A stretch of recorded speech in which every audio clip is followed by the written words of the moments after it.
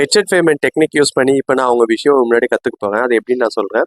எனக்கு வந்து ரொம்ப நாளாகவே கடல் தனியாக உப்பாக இருக்குன்னு ஒரு கேள்வி இருந்துகிட்டே இருந்தது.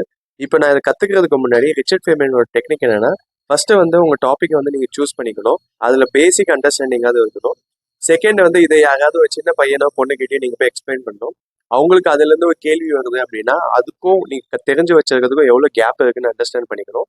மூணாவது அதை கற்றுக்கிட்டு இன்னும் டீப் ரிசர்ச் பண்ணி அந்த குழந்தைக்கு மறுபடியும் சொல்லி புரிய வைக்க முடியுது அப்படின்னா நீங்கள் அந்த டாபிக் வந்து ஓரளவு கற்றுக்கிட்டீங்கன்னு அர்த்தம். ஸோ இதை வந்து நான் சின்ன பசங்க அடிக்கடிக்கு நல்லா போய் பேசிட்டு இருக்க முடியாது, தேட முடியாது. ஸோ அதனால் வந்து நான் சாட் ஜிபிடியவே இது ப்ராம்ப்ட் கொடுத்து நான் கியூரியஸ் சைல்டாக ஒன்று திங்க் பண்ணிக்கோன்னு நான் சொல்கிறேன்.